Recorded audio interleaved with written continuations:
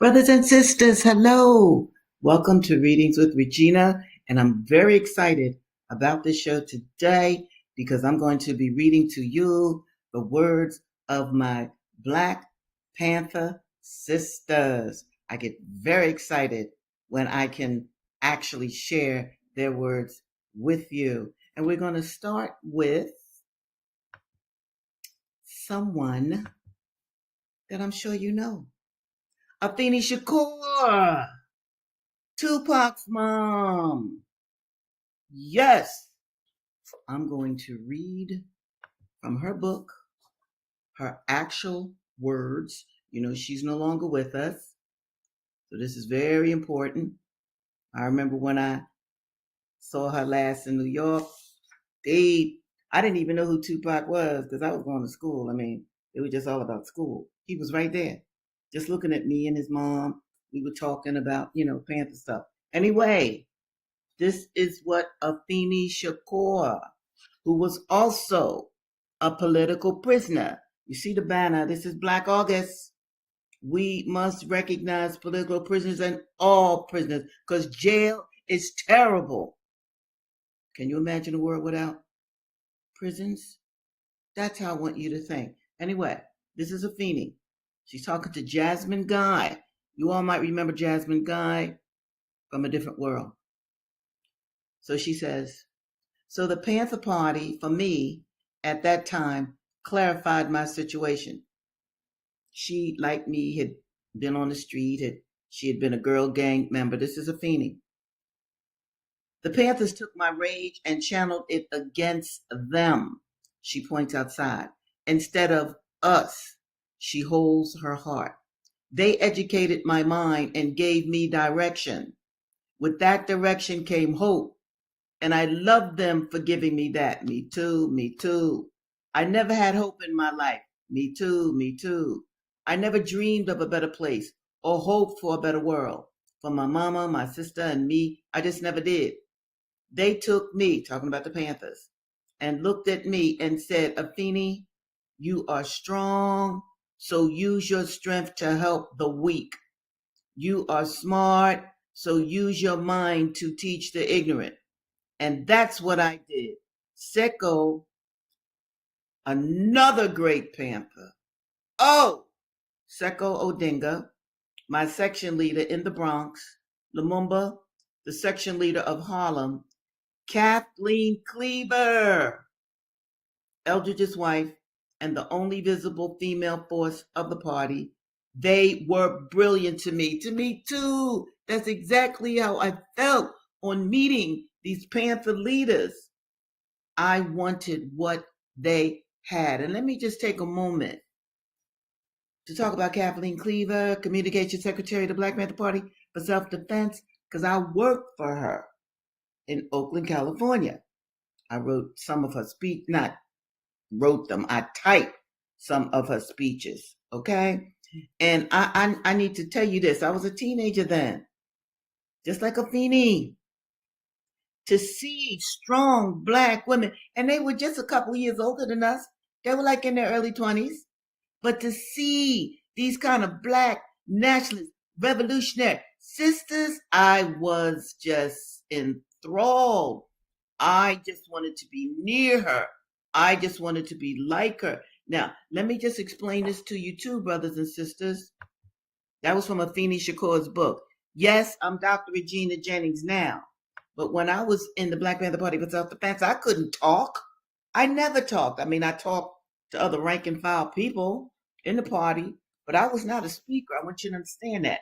So the images of these courageous Black women, Kathleen Cleaver, Erica Huggins, Angela Davis, I mean, that they just gave me examples of what a woman could and should be. Now, this is Assata, Assata, Assata.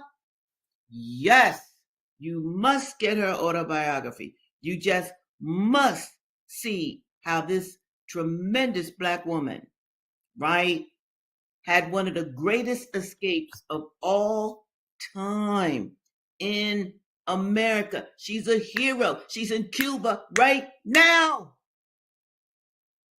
I want you to know about Assata.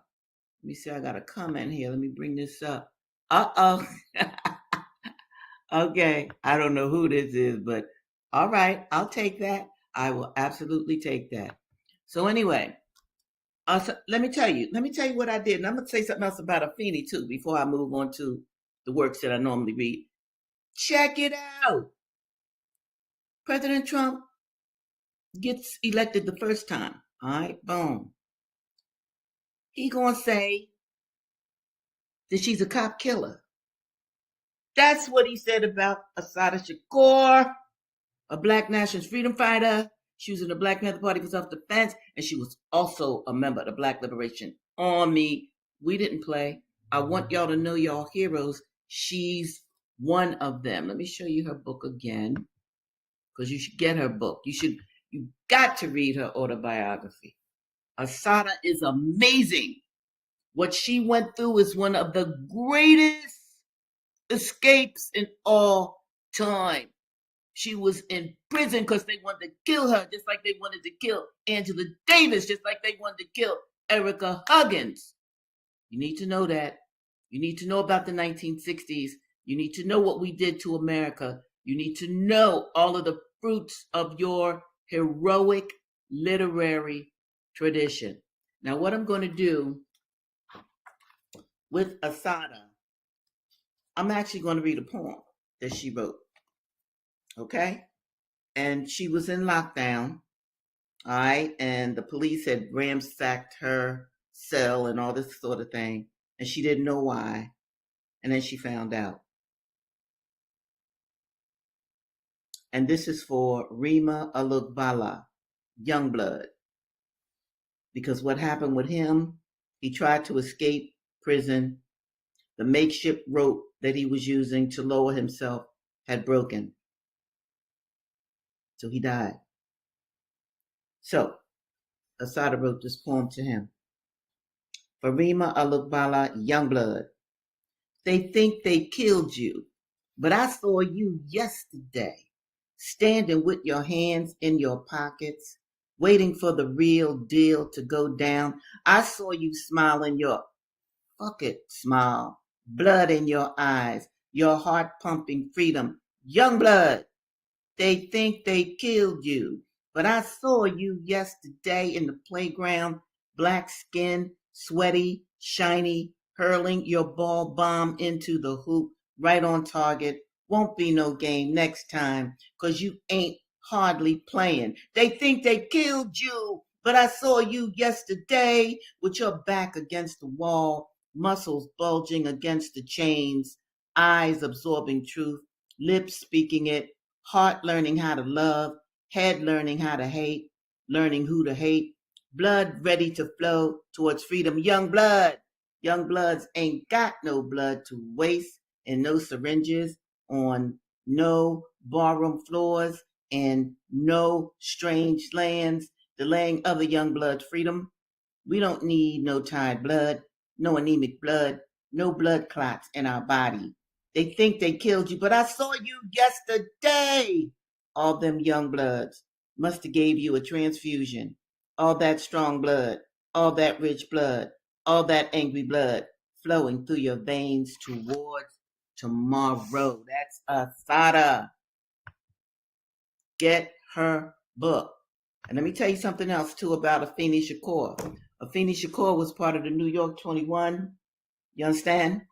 And the police and the government, they wanted to kill all Panthers. Oh, yes, they did. Either kill them or keep them in lockdown forever. Like our current day Imam, Jamil Alameen, in his 80s in jail. Tell me how cruel that is. But in any event, I'm talking about the sisters here. Afeni was on trial. She defended herself. And do you know she won? Yes. These are the kind of people, these are the kind of sisters that the Black Panther Party for self-defense produced. Okay. Now let me go to Dessa Rose. Got to get to Dessa. And this is a novel about a real woman who in 1829, she had led a rebellion aboard a coffle. Let me show you a coffle. Yes. See the hands being tied behind the back?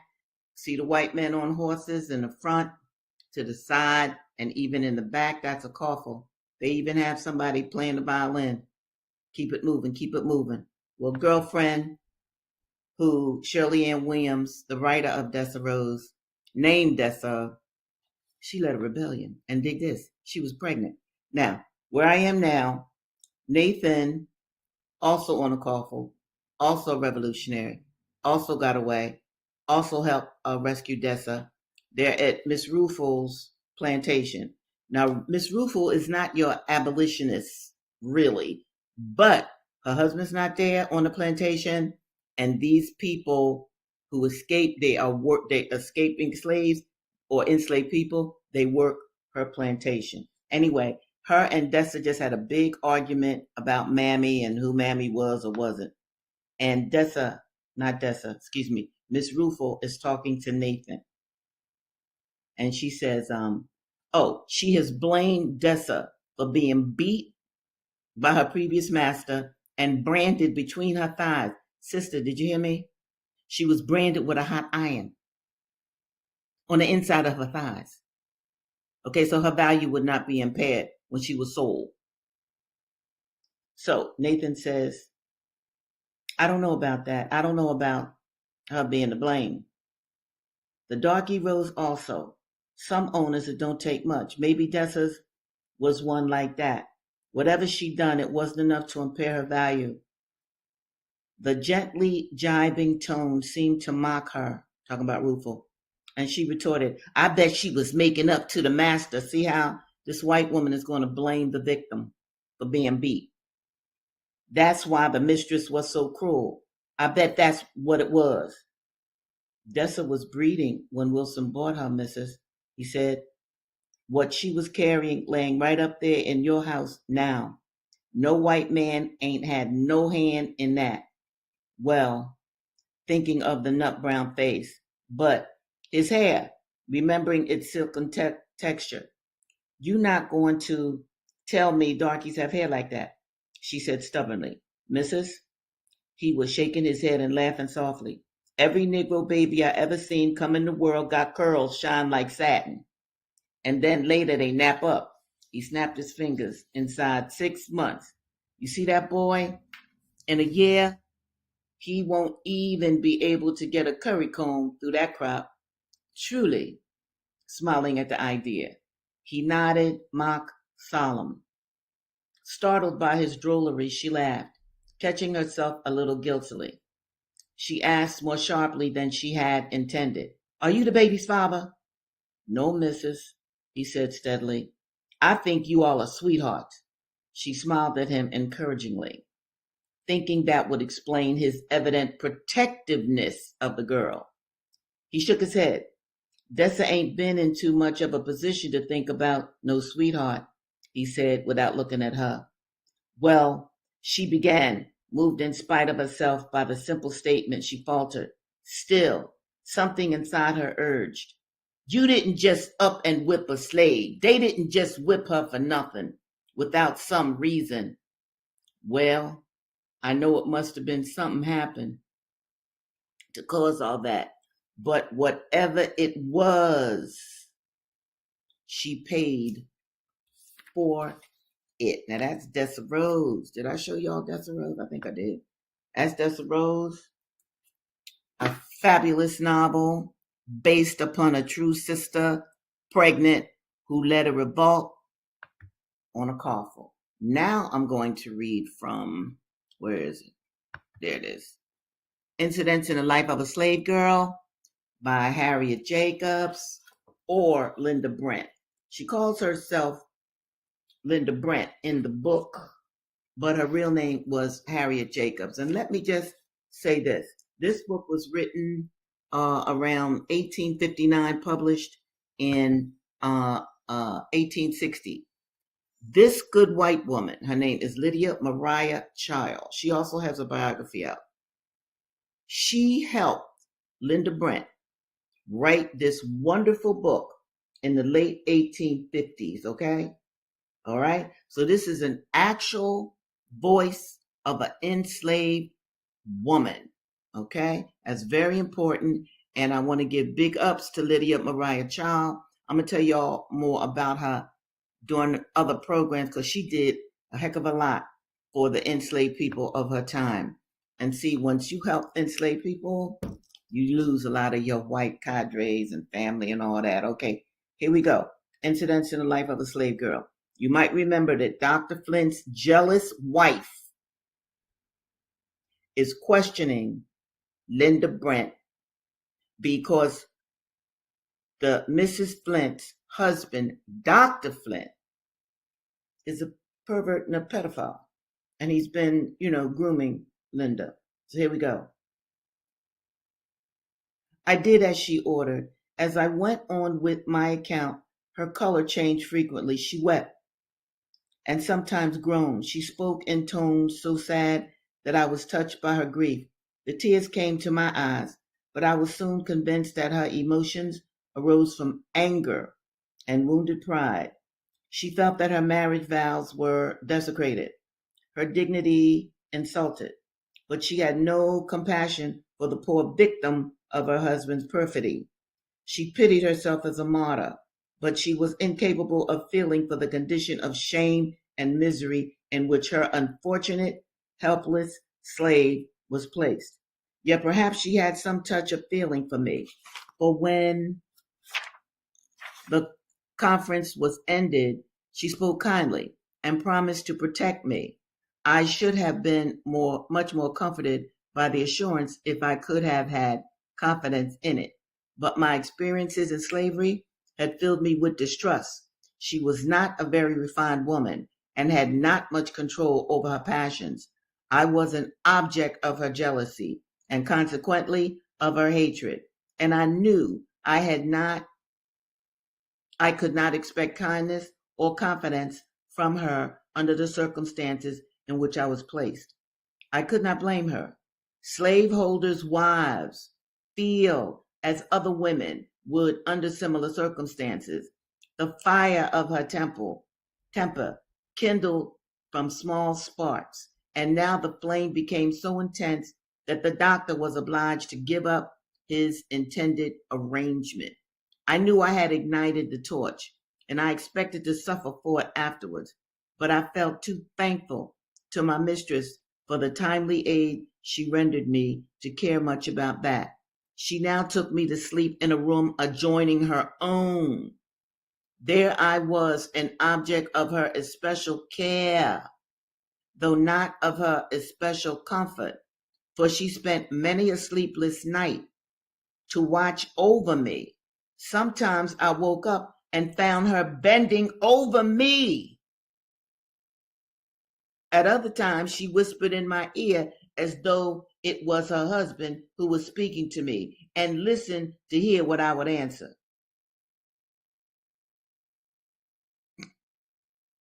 If she startled me on such occasions, she would glide stealthily away. And the next morning, she would tell me I had been talking in my sleep and asked who I was talking to. At last, I began to be fearful for my life. Lord have mercy. It had been often threatened, and you can imagine, better than I can describe, what an unpleasant situation it must produce to wake up in the dead of night and find a jealous woman bending over you.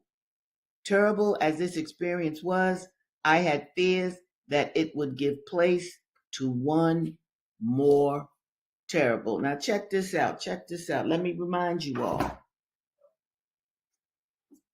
That girl had been in the company of these enslavers, I think now for maybe 2 to 3 years. And this lecherous Dr. Flint had been grooming her for that time. He would say stuff to her that Linda Brent, because this is the 19th century, they did not curse in literature. They did not curse in poetry. They did not, they had a strong moral foundation, and reputation meant a great deal. So Dr. Flint would just say nasty things. This isn't funny, but Lord have mercy. Enslavers, some of them were nuts. Anyway, he would just say really nasty things to this kid. And let me remind you, Dr. Flint was 45 or 50 years old. This kid was 14. All right? See, you want to listen. Hey, you want to get caught up with Epstein and all that? Like it's new? Are you nuts? No. All of that kind of madness started in enslavement. Because once you were a slave, and the first 10 to 14 presidents had slaves. I mean, George Washington himself, one of his enslaved girls ran away. He tracked her for years. What does that tell you? But she did get away. But I'm just letting you know, white men had their field of black women or men or boys or girls. They could do whatever they wanted to black people. And it is imperative that you know your history, that you know your American history, and that you who are of obvious African descent know your black history. This is important. These books are important. This is why I do readings with Regina. All right, let me get going. I don't want to monopolize my time, right? By preaching to you. I'd rather read to you because one more thing before I read the book. I want my people to read more. This is Clotel. Clotel was written in 1858 by actual enslaved man. Clotel, William Wells Brown, was actually enslaved, and Clotel is one of Thomas Jefferson's many daughters. He had sons too, by black women. Okay? Now, so I want you all to listen carefully to this passage that I'm going to read. Okay? Because when I first read this, I was a bit in shock. Okay? So you will be too. All right. These are two white males talking.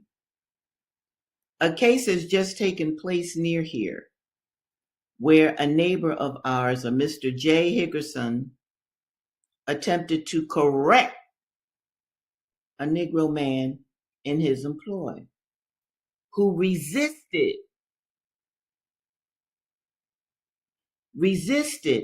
drew a knife, and stabbed him.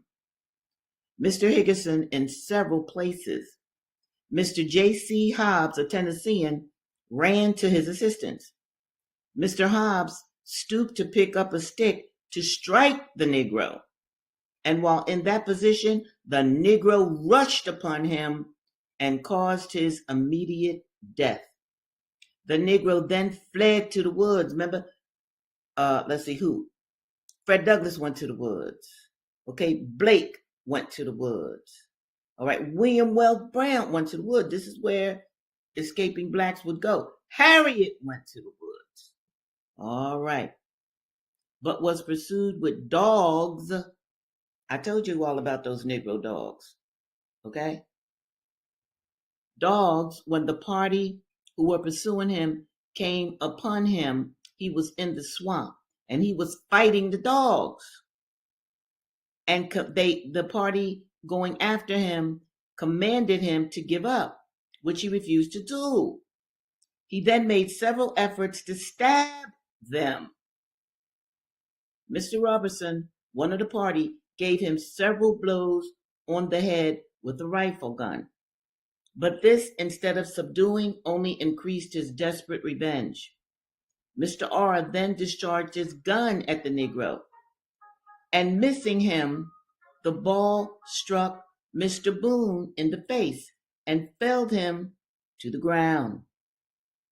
The Negro, seeing Mr. Boone prostrated, attempted to rush up and stab him, but was prevented by the timely interference of someone of the party. He was then shot 3 times with a revolving pistol and once with a rifle. And after having his throat cut, he still kept the knife firmly grasped in his hand and tried to cut their legs. Lord have mercy. When they approached to put an end to his life. This is what I really want you all to listen to. I want you to feel it. I want you to think about it.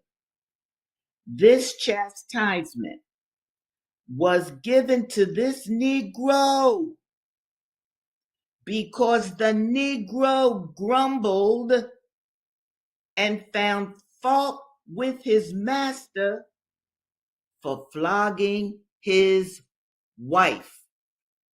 Sisters, do you hear this? Do you hear this? This Negro man, this enslaved brother in the 19th century could not prevent the enslaver from flogging the man's wife. Understand psychologically what that would have done to the brother and the sister. The sister knew her husband could not stop this white man from beating her. So then, how much confidence could she have in her husband who was helpless? Now, that brother so loved his wife that he said, no, I don't care if they take my life. I'm going to take some of them with me. I'm going to resist. I am not going to stand by and let this white man beat my wife. That's why he got a knife and stabbed as many of the white men that he could. And what did they do? They sent the dogs after him. That's what they did. He fought the dogs with his knife. All this man had was a knife. And he fought the dogs. Yes, he did. These are true stories. I don't know the brother's name. I don't know his wife's name. But William Wells Brown was an enslaved man. He's the author of this book. He saw these things or heard about these things. You ever hear the song, When a Man Loves a Woman? That brother loved that woman. He wanted to show her and himself that he had courage in a situation that was set up against him, but he wanted to show his masculinity and his courage. In other words, he was willing to die for her. So I'm going to end this program saying this, especially to you sisters and to you brothers. Look here. This country wants to break you apart. Understand that. I see all these little workshops of the black man can't get along with the black. Where do you think that comes from? Understand what this country has done to you. And if you think that you are not energetically connected to our ancestors, I want you to think again. Energy doesn't die, the body dies. Energy doesn't die, it transforms. So you sisters and brothers, you hold on to each other, you help each other. You don't get hung up in some of the mandates of this country. Oh, he's terrible. I'm good. Don't. Work together to solidify the Black family. Okay? And do, like I said in the last episode, do look for a creative way for you to make wages and money legally that's outside of just getting a job. Don't just get a job here. All right? Look at whatever your creativity is and create a job, something that will be good for Black people and all people. Hear me on this, people. This is very important. Very important.